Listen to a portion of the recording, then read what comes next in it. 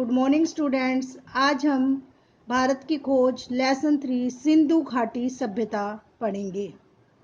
सिंधु घाटी सभ्यता भारत के अतीत की सबसे पहली तस्वीर उस सिंधु घाटी सभ्यता में मिलती है जिसके अवशेष सिंध में मोहनजोदड़ो और पश्चिमी पंजाब में हड़प्पा में मिले हैं।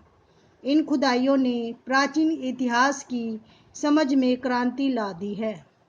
मोहनजोदड़ो और हड़प्पा एक दूसरे से काफ़ी दूरी पर हैं। दोनों स्थानों पर इन खंडरों की खोज मात्र एक संयोग थी।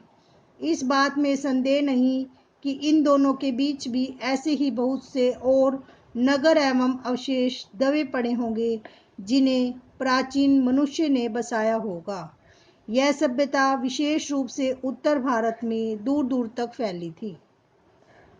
संभव है कि भविष्य में भी इस सुदूर अतीत को उद्घाटित करने का काम हाथ में लिया जाए और महत्वपूर्ण नई खोजें की जाए। इस सभ्यता के अवशेष इतनी दूर दूर जगहों पर मिले हैं, जैसे पश्चिम में काठियावाड़ में और पंजाब के अंबाला जिले में। यह विश्वास किया जाता है कि यह सभ्यता गंगा की घाटी तक फैली थी, इसलिए यह केवल सिंधु घाटी सभ्यता पर नहीं, उससे बहुत अधिक है। अब तक हम जो जान चुके हैं उसका बहुत महत्व है। सिंधु घाटी सभ्यता आज जिस रूप में मिली है उससे अनुमान लगाया जा सकता है कि वह अत्यंत विकसित सभ्यता थी और उस स्थिति तक पहुंचने में उसे हजारों वर्ष लगे होंगे। आश्चर्य की बात है कि यह सभ्यता प्रधान रूप से धर्मनिरपेक्ष सभ्यता थी। धार्मिक तत्व मौजूद होने पर भी इस पर हावी नहीं थे।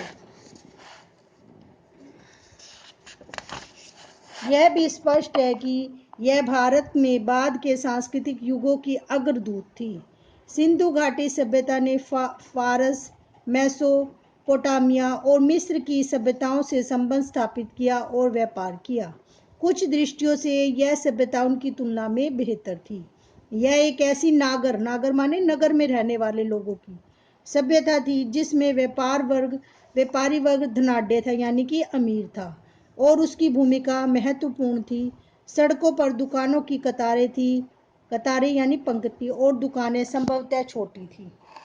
सिंधु घाटी सभ्यता और वर्तमान भारत के बीच समय के ऐसे कई दौर गुजरे हैं जिनके बारे में हम बहुत कम जानते हैं।